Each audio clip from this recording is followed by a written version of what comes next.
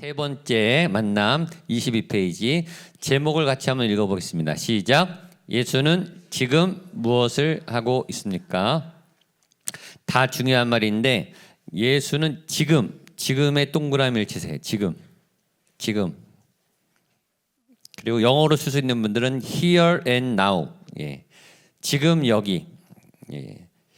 예수는 지금. 지금 우리가 일과에서는 예수가 어떤 분인가 해서 역사적인 예수의 존재는 실제였다. 예수는 실제 역사적으로 존재했다. 예수가 있었는가 없었는가 그거는 묻는 게 아니다. 이건 역사적으로 수많은 유적과 흔적과 역사적 사실들이 예수님이 태어났다고 하는 것은 사실이다 라고 증언하고 있다 그랬죠. 그걸 묻는 건 상식 이하예요. 예수님이 있었느냐 없었느냐가 논쟁거리가 안 된다 그랬어요. 예수님은 있었는데 그러면 그 예수는 누구였냐? 그냥 사람이었냐? 성인이었냐? 하나님의 진짜 아들이었냐? 그것이 일과였습니다. 예수님은 하나님의 아들이시죠. 아멘. 아들로 믿고 계시죠? 신이시면서 구원자임을 믿으시죠? 두 번째, 그럼 예수님은 어떤 일을 했는가? 일이 우리의 정체성을, 내가 어떤 일을 하는가? 내 평생 직업이 뭐였는가? 나는 어떤 일을 하고 사는가? 내 소명은 뭔가? 예. 부모는 소명이라고 했어요. 아버지는 소명의 이름, 어머니는 소명의 이름, 남편과 아내는 소명의 이름. 소명이에요, 소명. 한 영혼, 한 가정, 자녀를 양육하고, 여러분이 직분을 갖고 있는 것은 소명이죠. 할 일, 내가 어떤 일을 하는가가 나예요. 내가 어떤 일을 하고 살았는가가 나예요. 내가 어떤 일에 부름을 받았는가, 예수님이 어떤 일을 했는가를 통해서 예수님이 어떠신 분이신가를 알 수 있죠. 예수님은 크게 세 가지 일을 했습니다. 티칭, 프리칭, 힐링. 가르치시고 복음을 전파하시고 고치시고. 기억하시죠? 예수님이 세 가지 가르치시고, 따라하세요. 가르치시고 복음 전파하시고 고치시고. 예, 이 세 가지를 현대 교회도 다 해야 되는 거예요. 가르치고 복음을 전하고 고치고. 병원에 가도 낫지만 교회 와도 병이 나야 돼요. 저는 그렇게 믿습니다. 마음의 병만 아니라 육신의 병도 나을 거예요. 저희 교회에서 그런 일이 일어날 줄로 믿습니다. 두 가지는 잘해요. 가르치고 복음 전하는 거. 매주 하는 거예요. 치유가 잘 안 돼요. 그러나 됐다 안 됐다예요. 그러나 됐다 안 됐다 하다가 되기 시작하고 많이 되기 시작할 거예요. 그런 일이 여러분에게도 일어날 줄로 믿습니다. 아멘. 믿어야 돼요. 믿어야 나요. 예. 병원에서는 약 먹고 주사 맞고 치료받아야 되는데 교회에서는 어떻게 하면 낫는가? 믿을 때 나요. 아멘. 그러니까 살아있는 믿음을 불러일으키세요. 그리고 예수님이 우리를 위해 십자가를 지셨고 구원해 주셨어요. 예수님이 구원자예요. 예수님이 십자가를 지셨고 우리를 구원해 주셨어요. 거기까지 했어요. 그러니까 지금 그러면 예수님은 무엇을 하고 계십니까? 우리 지문을 보겠습니다. 우리 임세현 전도사님 한번 읽어주세요. 우리와 만났던 사람들이 죽거나 떠나면 그 사람에 대한 기억만 남게 됩니다. 아무리 위대한 사람일지라도 죽은 후에는 우리의 기억 속에 남아있지만 실제적인 영향은 주지 못합니다. 우리는 지금까지 예수의 생애와 죽음을 살펴보았습니다. 정말로 놀라운 사랑의 표현이요, 고귀한 희생 정신입니다. 그러나 예수가 십자가에서 죽는 것으로 끝나버렸다면 그는 위대한 인물로만 기억되었을 것입니다. 그런데 성경은 예수가 죽었다가 다시 살아났다고 말합니다. 그리고 그 예수가 지금 살아서 역사한다고 합니다. 당신은 이 사실을 어떻게 생각합니까? 네, 그 다음도 읽어주세요. 예수의 생애와 죽음에 대해서 알고 그를 높이 평가하는 사람들이 있습니다. 그러나 예수의 부활에 대해서 모른다면 예수를 제대로 알고 평가하는 것이 아닙니다.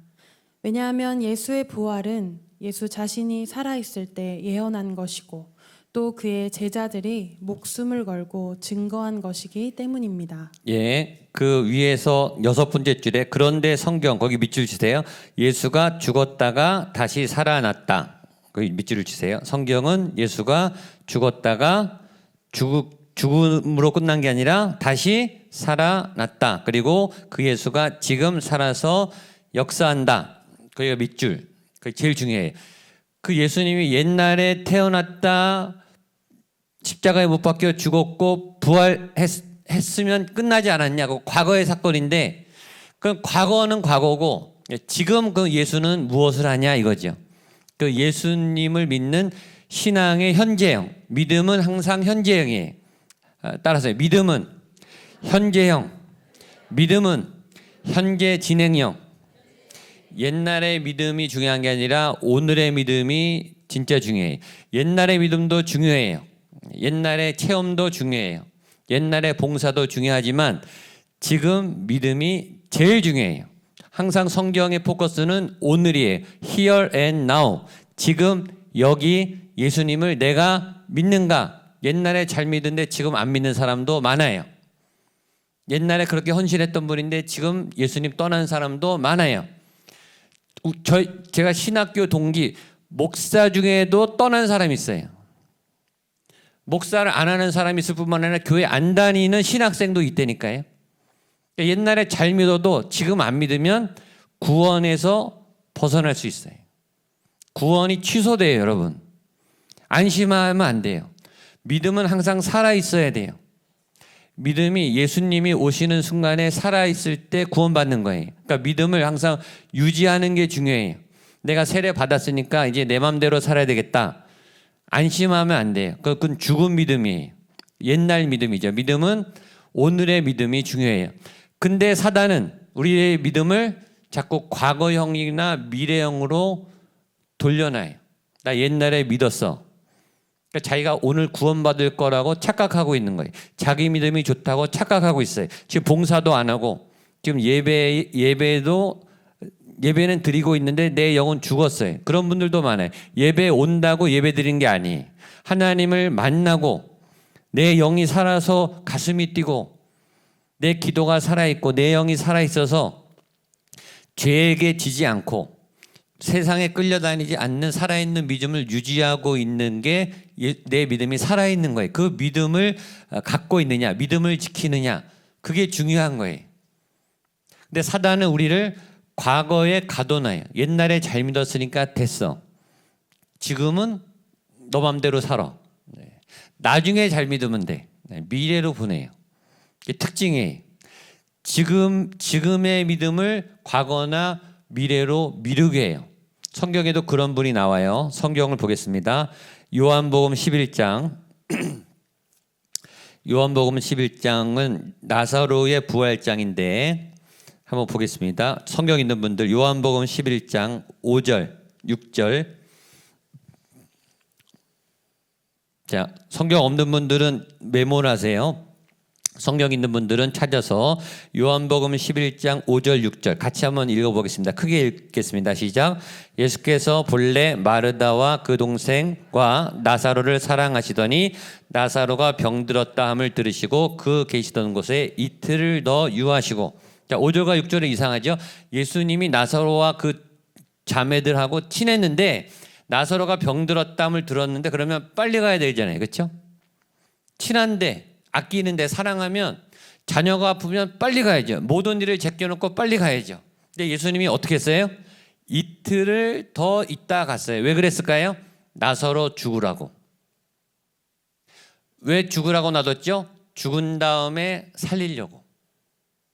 그래서 예수님의 부활 이전에 나사로의 부활을 통해서 죽은 자가 살아난다라는 부활이 뭔지를 보여주시려고 예수님이 일부러 나사로를 빨리 가서 살려주지 않고 죽도록 놔두신 거예요.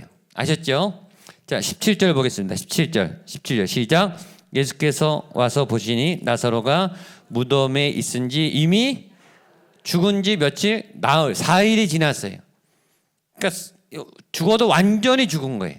4일 동안 완전히 다시는 살아날 수 없을 다 장례식 치르고 지금 무덤에 묻혔어요 지금. 자, 21절 보겠습니다. 21절 마르다 시작. 마르다가 예수께 여짜오되 주께서 여기 계셨더라면 내 오라버니가 죽지 아니하였겠나이다. 거기 밑줄 치세요. 주께서 여기 계셨더라면 내 오라버니가 죽지 아니하였겠나이다. 겉으로 보면 믿음이 좋아 보여요, 안 좋아 보여요? 굉장히 좋아 보이죠. 근데 이건 믿음이 없는 소리예요. 저와 여러분이 이렇게 가짜일 수 있는 거예요. 보세요. 주께서 여기 계셨으면, 주님 한 3일만 빨리 왔으면 내 오라비가 안 죽잖아요. 근데 주님이 늦게 오니까 죽었어요. 이 말은 무슨 뜻이죠? 지금은 못 살리세요, 이 말이에요. 그러니까 이 마르다의 믿음은 현재의 믿음이 아니라 과거의 믿음이에요. 옛날에 은혜 받았어야 되는데, 그때 예수님이 도와줬어야 되는데, 3월달 성령 집회 때 치유 받았어야 되는데, 그 말은 무슨 말이에요? 오늘은 못하십니다, 이런 뜻이에요. 믿음이 있는 척 하면서 과거의 믿음으로 도피하는 병든 믿음인 거예요. 이렇게 척하는 사람이 많은 거예요, 우리 중에. 예수님을 앞에 두고도 나사로가 죽었잖아요. 근데 주님 빨리 오셨어야죠. 그 말은 지금은 못 살리시네요 라고 주님의 능력을 제한하는 믿음이에요. 근데 예수님이 수정해 주십니다. 23절 보세요. 23절 시작. 예수께서 이르시되 내 오라비가 다시 살아날. 과거로 도망간 마르다를 현재로 잡아 끌어옵니다. 아니야, 지금 내가 살릴 거야. 이제 두고 봐. 지금 내가 살리러 왔어. 그랬더니 마르다가 뭐라고 이제 24절 시작. 마르다가 이르되 마지막 날 부활 때에는 다시 살아날 줄을 내가 뭐래요? 주님 나중에 하시죠, 이거예요. 주님 지금 말고요, 나중에요. 지금은 못 하세요. 저와 여러분의 믿음은 이 믿음이에요. 주님이 역사하는 걸 아는데 오늘은 아니라 이거죠. 지금은 아니라는 거예요. 지금은 안 될 것 같아요. 옛날에 하셨든지 다음에 하시든지. 그러니까 오늘의 믿음을 도망가는 거예요. 예수님 뭐라 그러죠? 25절 26절 시작.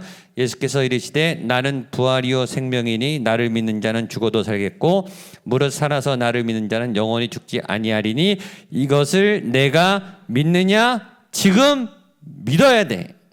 지금. 자, 근데 더 재밌는 게 39절 보겠습니다. 39절 시작. 예수께서 이르시되 돌을 옮겨 놓으라 하시니 그 죽은 자의 누이 마르다가 이르되 주여 죽은 지가 나흘이 되었음에 벌써 냄새가 나네. 예수님 너무 화가 나서 돌 옮겨 딱 했어요.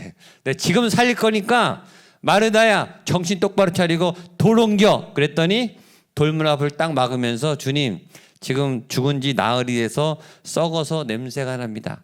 절대 못하세요. 저와 여러분이 그러고 있다니까요.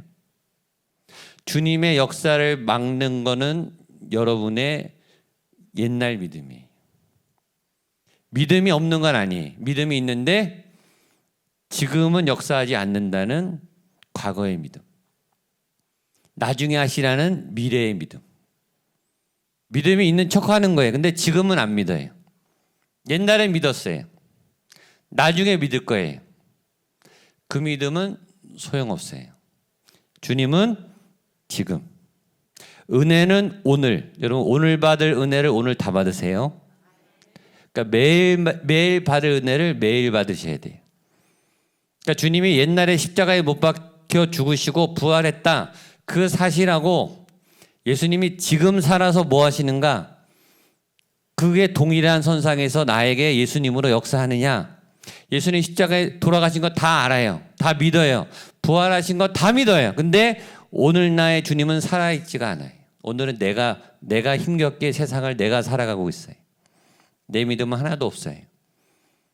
그래서 오늘 본문이 중요한 거는 예수님은 지금 무엇을 하고 있는가? 자, 1번 예수는 교재를 보겠습니다.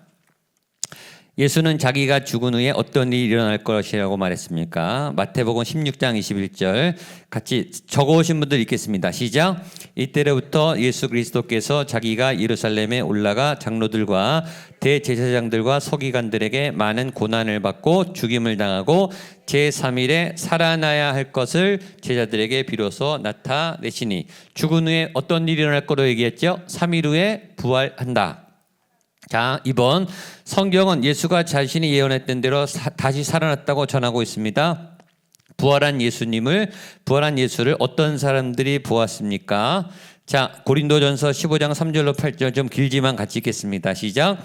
내가 받은 것을 먼저 너희에게 전하였노니 이는 성경대로 그리스도께서 우리 죄를 위하여 죽으시고 장사 지낸 바 되셨다가 성경대로 사흘 만에 다시 살아나사 게바에게 보이시고 후에 12제자에게와 그 후에 500여 형제에게 일시에 보이셨나니 그 중에 지금까지 대다수는 살아있고 어떤 사람들은 잠들었으며 그 후에 야고보에게 보이셨으며 맨 나중에 만삭되지 못한 난 자 같은 내게도 보이셨느니라. 여기서 나는 누굴까요? 사도 바울이에요. 사도 바울. 자, 예수님이 부활한 다음에 게바 베드로입니다. 베드로에게 나타나셨고 12제자에게 나타나셨고 그 다음에 몇백 명? 500명 앞에 나타났고 나중에 야고보에게 나타났고 사도 바울인 나에게까지 부활하신 예수님이 나타났다. 뭘 말하는 거냐면 부활의 증인, 예수님의 부활을 목격한 목격자. 당시 유대에서 재판에서 합법적인 증인 2명 내지 3명이면은 증인으로 채택해요. 2명, 3명이 같은 증언을 하면 그건 합법적인 증거라고 채택한다고요. 2, 3명이 법적인 증인의 요건이. 근데 여기서 몇백 명이 나오잖아요. 그렇죠? 그러니까 부활하신 예수님은 법정에서 증언한 증인 수보다 훨씬 더 많은 예수의 부활을 목격한 사람들이 실제 많았다. 뭘 얘기하는 거죠? 예수의 부활은 실제 사실이었다. 그걸 목격한 사람이 많이 있다. 예수님이 부활한 것도 과거예요. 넘기시면 3번 부활 후 예수는 제자들에게 자신이 어떤 존재라고 선언했으며 사도 바울은 부활한 예수가 어떤 분이라고 선언했습니까? 마태복음 28장 18절 중요합니다. 같이 한번 읽어보겠습니다. 시작. 예수께서 나와 말씀하여 이르시되 하늘과 땅의 모든 권세를 내게 주셨으니. 예수님은 어떤 분이라고요? 하늘과 땅의 모든 권세가 갖고 계신 분. 예수의 이름이 그래서 능력의 이름인 거예요. 모든 권세 위에 모든 일들, 모든 역사, 모든 능력, 모든 질병, 모든 두려움, 모든 죄, 모든 가난 보다 예수님이 위에 있어요. 그렇죠? 그러니까 그 예수의 이름으로 기도하고 예수의 이름으로 선포하면 그 밑에 있는 권세들이 다 복종하는 거예요. 그걸 믿으셔야 돼요.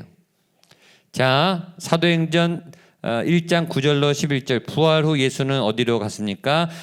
시간이 없으니까 하늘로 올라가셨다. 예, 다 읽기가 그래서. 자, 에베소서 1장 20절로 23절. 이건 중요하니까 읽겠습니다.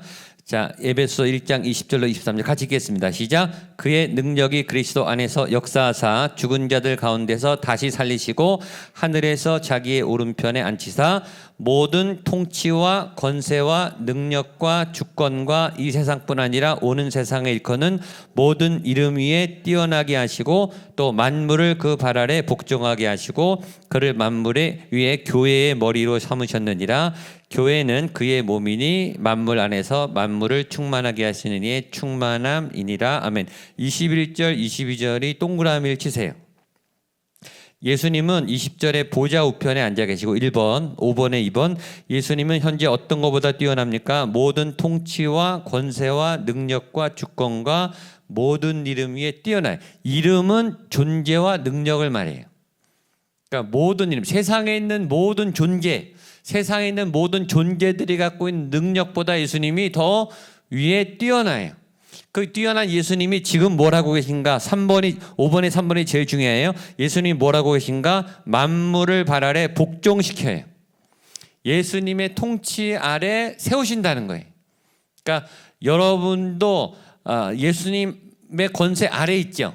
그렇죠? 예수님의 권세 아래 있지만 우리가 예수 이름으로 구원을 받았기 때문에 예수님의 권세 아래에 있는 모든 죄, 모든 질병, 모든 죽음까지도 다 예수님의 발 아래 복종하는 거예요. 그러니까 예수님이 세상을 통치하고 다스리시는 권세가 있는 거예요. 그러니까 우리는 힘이 없지만 우리가 예수님의 이름을 힘입어 세상 권세를 제압하고 세상의 죄와 사망과 질병을 정복할 수 있는 거예요. 그러니까 예수를 믿으면 우리가 죽어도 우리도 부활을 하게 되는 거죠. 예수 이름이 죽음의 권세를 푸니까. 그건 믿으시죠?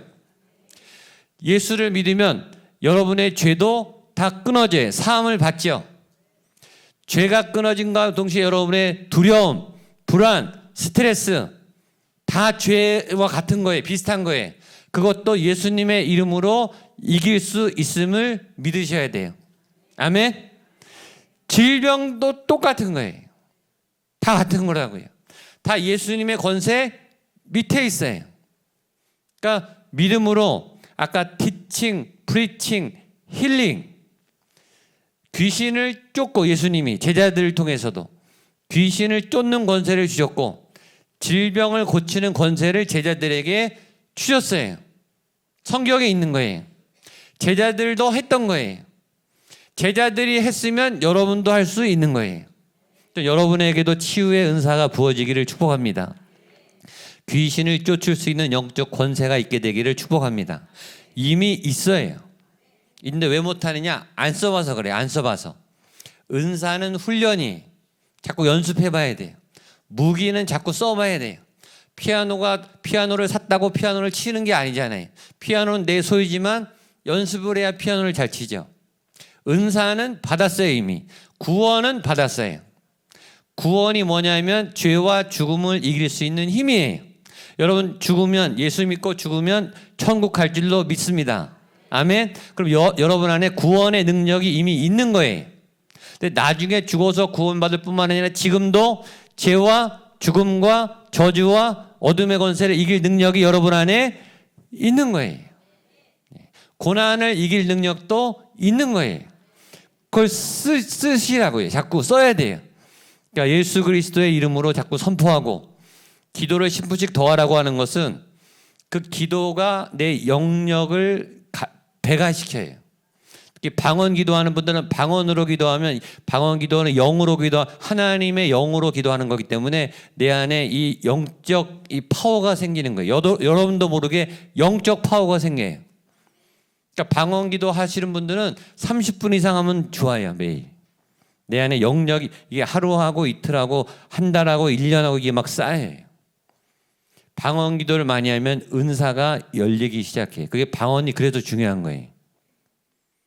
오순절 성령 마가의 다락방 때 방언이 제일 먼저 터졌어요. 성령의 역사로 방언이 언어가 터졌어요. 언어가 터졌다는 것은 관계가 열렸다는 거예요. 하나님하고 관계가 열린 거예요. 영적 대화가 가능한 거예요. 하나님하고 관계가 열리니까 하나님의 능력이 부어지는 통로가 열린 거예요. 그러니까 방언이 열리면 예언도 열리고 능력이 열리게 돼요. 그러니까 방언 받은 분들은 계속 방언 기도를 하세요. 매일. 무의식적으로라도 방언 기도를 하세요. 그러면 은사가 이 영적 에너지가 열리게 돼 있어요. 금요 심야 기도에 성령 집회를 하는 것도 그 기도를 쌓으려고 하는 거예요. 저희 교회가. 이 강력한 이 영적 권세를 이 성전 안에 쌓고 여러분 안에 쌓으려고, 여러분들을 무장시키려고, 여러분들에게 은사가 불같이 나타날 줄로 믿습니다. 여러분들이 다 그런 능력 있는 하나님의 사역자가 되기를 바라요. 권능이 막 나타나고 중보기도의 능력이 나타나고 환상을 보고 예언을 하고 선포를 하고 말씀을 전달하고, 여러분이 막 말씀을 전하는데 다른 사람들이 막 회개를 하고, 그런 일이 목사만 하라는 법이 어디 있어요? 성경에 목사만 그렇게 한다라는 게 어디 있어요? 모든 믿는 자들, 모든 예수님의 백성들이 예수님이 주신 권세와 능력을 가지고 하늘과 땅의 모든 권세를 내게 주셨어요. 예수님이 있는 권세를 우리에게 나눠주죠. 예수님을 믿을 때 예수님의 권세의 능력이 우리에게 나눠지는 거예요. 그 예수님이 지금도 이 만물을 통치하고 계시는 게 지금 하시는 일이에요. 죄로부터 사망으로부터 우리를 구원하고 있는 일 지금도 하고 계시는 거예요. 우리를 동역자로 부르시고 계신 거예요. 예수님은 사람을 통해서 역사해요. 여러분들을 통해서 역사하실 줄로 믿습니다. 그러니까 꿈을 가지시고 믿음을 가지시고 기도하시고 사모하세요. 이게 이 기도의 양이 차야 돼요. 이 교회의 기도의 양, 가정의 기도의 양, 내 개인의 기도의 양.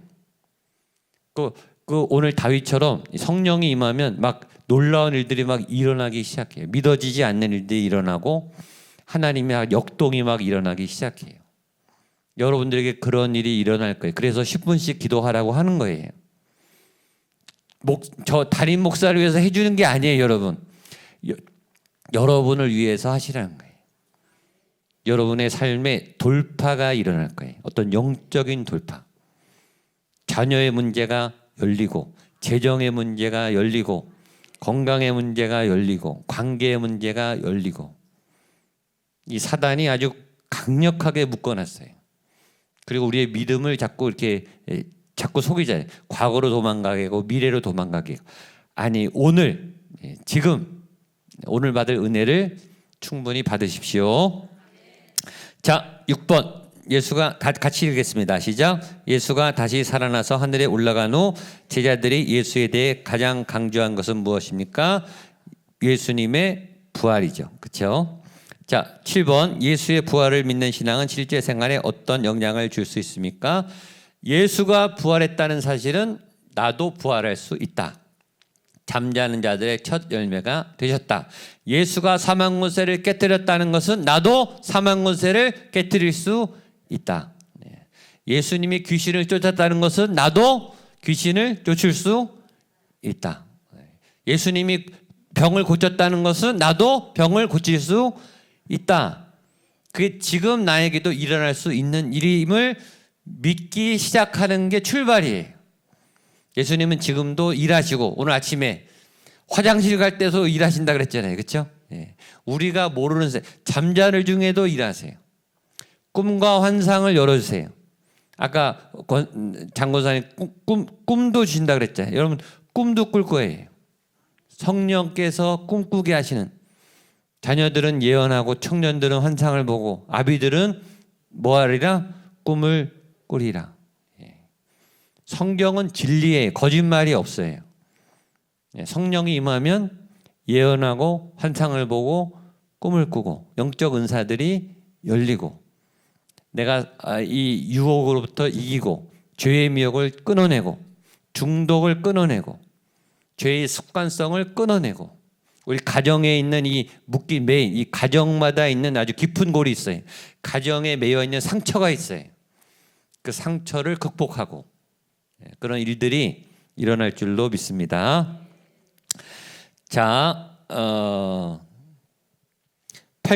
8번 고린도전서 15장 14절로 19절.